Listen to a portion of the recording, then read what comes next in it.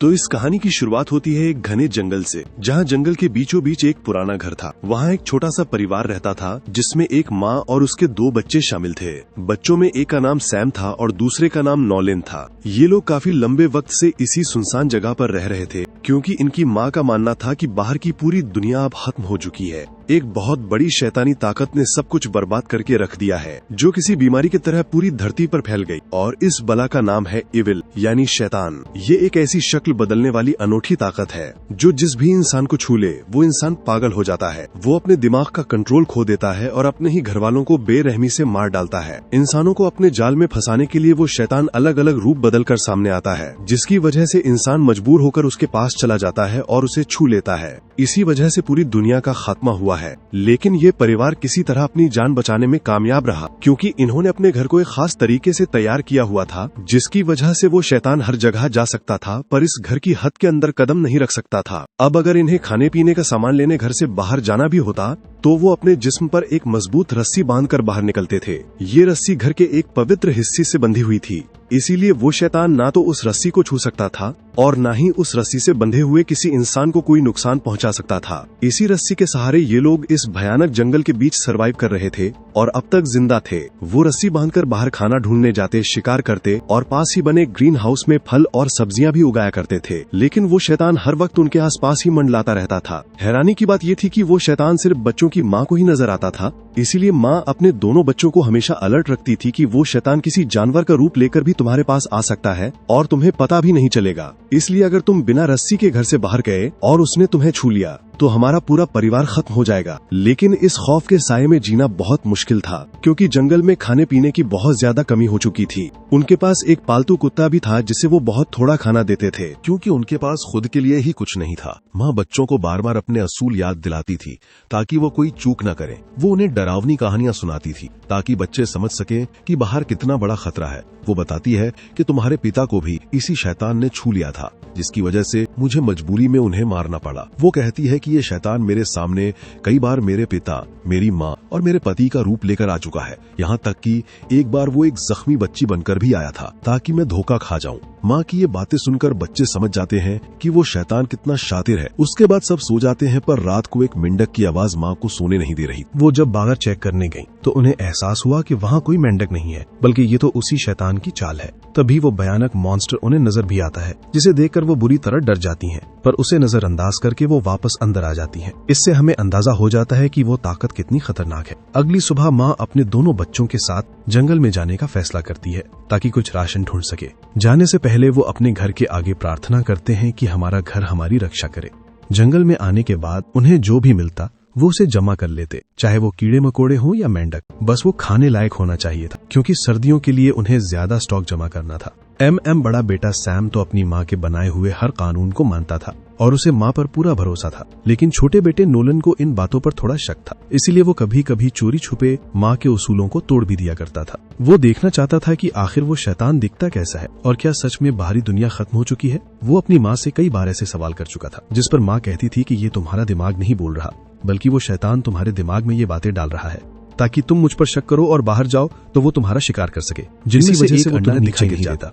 अब खाना ढूंढते हुए नोलन को एक पेड़ पर परिंदे के अंडे दिखाई देते हैं, जिनमें से एक अंडा नीचे गिर जाता है। नोलन की रस्सी इतनी लंबी नहीं थी कि वो नीचे जाकर वो अंडा उठा सके। अगर उसे वो अंडा चाहिए था तो उसे अपनी रस्सी का लॉक खोलना पड़ता। वो जैसे ही ऐसा करने लगता है, उसका भाई सैम फौरन उसे रोक देता है और कहता है, जैसे ही तुमने रस्सी खोली वो शैतान तुम्हें भी खत्म कर देगा। अपने भाई की बात सुनकर नोलन रस्सी तो नहीं खोलता, लेकिन जब दोनों वहाँ से वापस जाने लगते हैं तो गुस्से में आकर वो अनजाने में सैम की रस्सी पर पांव रख देता है। इससे रस्सी का लॉक खुल जाता है और सैम सीधा नीचे गड्ढे में जा गिरता है। गिरते ही उसका पांव दरख्त की जड़ों में फंस जाता है। वो बुरी तरह जख्मी हो जाता है और दर्द से रोते हुए अपनी माँ को आवाजें देने लगता है। इसी दौरान उसे अपने आसपास किसी अनजान और खौफनाक मौजूदगी का एहसास होने लगता है। उधर जैसे ही माँ को सीटी की आवाज सुनाई देती है, वो फौरन अपनी रस्सी बांधकर बच्चों की तरफ दौड़ पड़ती है, लेकिन कुछ दूर जाकर उसकी रस्सी खत्म हो जाती है।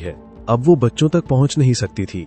आखिरकार मजबूर होकर वो अपनी रस्सी का लॉक खोल देती है और तेजी से नीचे बच्चों के पास चली जाती है। वो फौरन ऊपर आने लगती हैं, पर तभी हमें एक बूढ़ी और डरावनी औरत के रूप में वो शैतान दिखाई देता है। उसकी जबान काफी अजीब थी और वो उनकी तरफ बढ़ने लगती है, पर ठीक टाइम पर माँ ने रस्सी से खुद को और अपने बच्चों को बांध लिया। अब शैतान सिर्फ माँ को ही नजर आ रहा था और बच्चे उसे नहीं देख पा रहे थे, पर अपनी माँ को इस तरह घबराया हुआ देखकर वो समझ जाते हैं कि शैतान आसपास ही है। जिसके बाद माँ उन दोनों को लेकर जल्दी से घर आ जाती है। घर आकर माँ उन पर काफी गुस्सा होती है, इसीलिए वो चाकू देकर दोनों को अपने उसूल दोहराने का कहती है। वो दरअसल ये चेक करना चाहती थी कि उनके बच्चों को वो उसूल याद हैं या नहीं, क्योंकि जो बच्चा उसूल नहीं दोहराएगा तो इसका मतलब साफ होगा कि उस पर शैतान का साया हो चुका है। दोनों के उसूल कहने पर उसे यकीन हो जाता है कि शुक्र है दोनों ठीक हैं, लेकिन सैम का पांव काफी जख्मी हो गया था और शायद उसकी हड्डी टूट चुकी थी। अब माँ ने घर में एक बेसमेंट जैसी जगह बनाई हुई थी जहां वो अपने बच्चों को बंद कर दिया करती थी, ताकि वो शैतान के बारे में सोचें और डर महसूस करें, क्योंकि माँ का मानना था कि डर ही इंसान को जिंदा रखता है। अब माँ जब भी घर से बाहर अकेली बैठी होती थी तो वो शैतान हमेशा उससे बात करने और उसे फंसाने के लिए आ जाया करता था, जैसे कि आज वो उसके पति के रूप में बात करने आता है, लेकिन माँ उसे वहां से भगा देती है। दूसरी तरफ नोलन को लगता है कि बाहर कुछ भी नहीं है और वो इस बारे में अपने भाई सैम से भी पूछता है कि जब तुम्हारी रस्सी खुली थी तो क्या तुम्हें कुछ अजीब महसूस हुआ था। सैम कहता है कि मुझे कुछ याद नहीं है, जिस पर नोलन बोला कि मुझे सब याद है मेरे भाई, मैंने तो कुछ भी अजीब महसूस नहीं किया और ना ही मुझे कोई शैतान दिखा, तो मेरे ख्याल में यहाँ कोई शैतान नहीं है और ये सब हमारी माँ का वहम है। सैम को नोलन की बातों पर यकीन नहीं था, क्योंकि उसे अपनी माँ पर पूरा भरोसा था। अब नोलन को नींद में चलने की बीमारी थी, इसीलिए उसकी माँ ने उसके पैर में घंटियां बांधी हुई थीं, ताकि जब वो बिस्तर से उठे तो उन्हें पता चल जाए और वो नींद में घर से बाहर ना निकल जाए।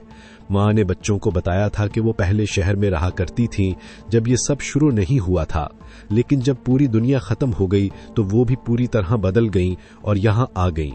उन्होंने अपने हाथ पर बने टैटू को दिखाते हुए कहा कि शैतान सांप के रूप में मुझे कई बार नजर आया, इसीलिए मैंने ये टैटू बनाया ताकि वो मुझे पहचान न सके। अब नोलन अपनी माँ से कहता है कि माँ, ऐसा भी तो हो सकता है ना कि दुनिया में और भी लोग जिंदा बचे हों, आखिर हमारा ही घर कैसे खास हो सकता है। तो उसकी माँ ने जवाब दिया कि बेटा, तुम्हें शुक्र मनाना चाहिए कि तुम जिंदा हो और ज्यादा मत सोचा करो, क्योंकि ये घर ही हमारी रक्षा कर सकता है। अब धीरे धीरे टाइम गुजरता गया और उनके पास खाने का सामान बिल्कुल खत्म हो गया। हालत इतनी खराब थी कि उन्हें पेड़ के पत्ते और ताखें उबाल कर खानी पड़ती हैं, जो हालांकि उनसे खाई नहीं जाती थीं, लेकिन मजबूरी में उन्हें वही खाना पड़ रहा था। एक दिन नोलन को एक बहुत बुरा सपना आया जिसमें वो शैतान उसे कुएं में खींच रहा था। जब उसकी आंख खुली तो रात हो रही थी और वो घर से बाहर था, वो भी बगैर रस्सी के, क्योंकि वो नींद में चलते चलते वो वहां चला गया था। लेकिन उसकी माँ जल्दी से बाहर आकर उसे अंदर ले जाती है और उससे सवाल पूछकर उसका दिमाग चेक करती है ताकि देख सके कि वो शैतान तो नहीं बना। जिसके बाद वो उसे नीचे बेसमेंट में बंद कर देती है ताकि उससे शैतान का खौफ महसूस हो और उसकी आत्मा साफ हो जाए। लेकिन इस हादसे के बाद तो नोलन को पक्का यकीन हो जाता है कि बाहर कोई शैतान नहीं है, क्योंकि अगर होता तो वो उस रात उसे जरूर मार डालता। वो फिर अपने भाई से कहता है कि हमें यहाँ से निकलना होगा, क्योंकि मेरा मानना है कि दुनिया अभी भी बची हुई है और वहाँ कोई खतरा नहीं है। माँ तो पागल हो गई हैं, वो यहाँ से नहीं निकलेंगी, लेकिन अगर हम यहाँ रहे तो भूख से मर जाएंगे। इस पर सैम पूछता है कि लेकिन माँ का क्या होगा, यहाँ अकेला तो नहीं छोड़ सकते ना।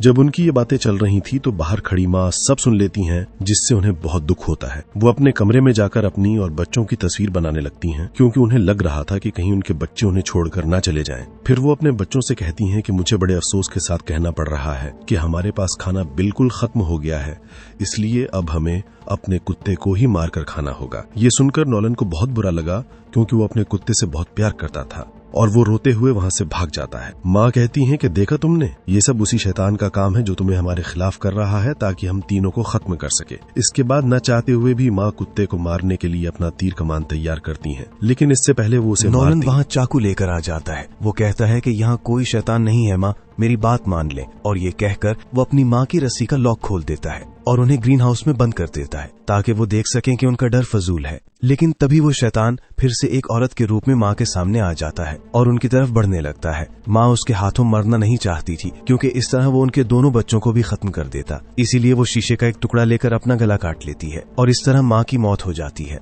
सैम भी ये सब देख चुका था कि नॉलन ने माँ को बिना रस्सी के अंदर बंद किया हुआ है। वो जल्दी से भागकर नॉलन को हटाता है, लेकिन तब तक बहुत देर हो चुकी थी। वो बुरी तरह रोने लगता है और ये देखकर नॉलन को भी बहुत बुरा लगता है। उसे पछतावा हो रहा था कि उसने माँ की बात न मानकर बहुत बड़ी गलती कर दी है और अब वो भी सच्चे दिल से मानने लगता है कि हाँ, सच में शैतान होता है। इसीलिए वो खुद को दोबारा रस्सी से बांध लेता है। लेकिन अब सैम की तबीयत लगातार खराब होने लगी थी क्योंकि उसे वक्त पर कोई इलाज नहीं मिल पा रहा था और उनके लिए अब हालात पहले से ज्यादा मुश्किल हो चुके थे क्योंकि उनकी माँ मर चुकी थी और अब उन्हें किसी भी तरह खुद को जिंदा रखना था। माँ के बगैर उन्हें जंगल में सर्वाइव करने में बहुत सी परेशानियों का सामना करना पड़ रहा था, जैसे कि खाने पीने की शदीद कमी। एक दिन नॉलन जब जंगल में खाना ढूंढ रहा था तो वो चलते चलते अचानक एक पक्की सड़क पर आ जाता है। मदद के लिए उसने वहाँ बहुत आवाजें लगाई, लेकिन दूर दूर तक उसे कोई इंसान नजर नहीं आया। जब वो मायूस होकर घर लौट कर आया तो जंगल से उसके पीछे पीछे एक अनजान आदमी भी वहाँ पहुँच जाता है और कहता है कि मैंने तुम्हारी आवाज सुनी थी कि तुम मदद के लिए पुकार रहे थे। क्या तुम ठीक हो और तुम्हें क्या मदद चाहिए? वो बताता है कि मैं एक हाइकर हूँ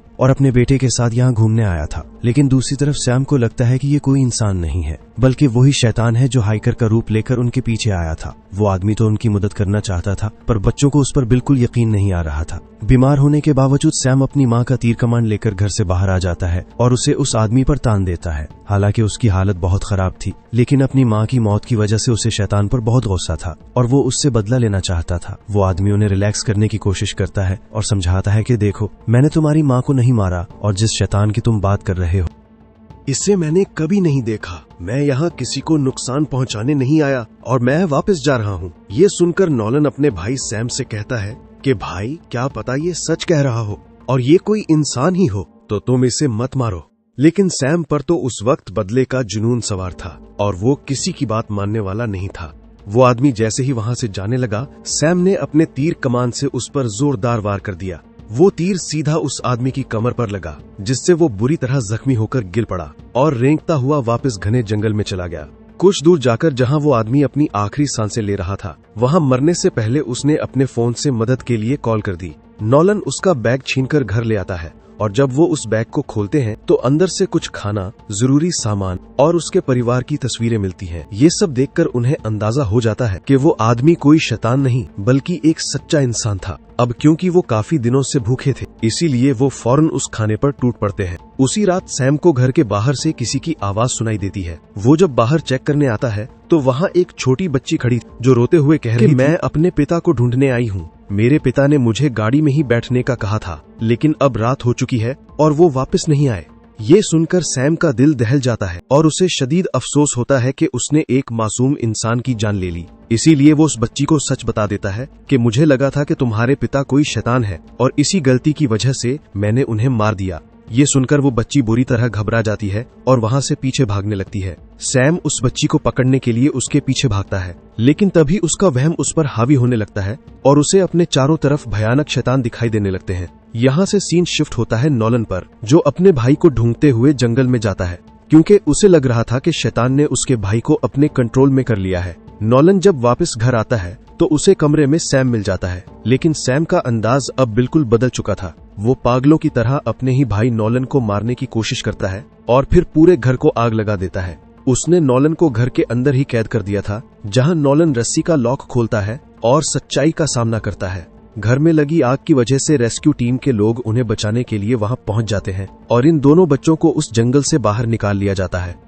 तब नॉलन बाहर आकर देखता है कि दुनिया का खात्मा नहीं हुआ है, बल्कि वो सब एक झूठ था जो उनकी माँ ने उनसे कहा था। उन्हें तो असल में इस जंगल में कैद करके रखा गया था और बाहर की दुनिया अभी भी वैसे ही हंसती खेलती मौजूद थी।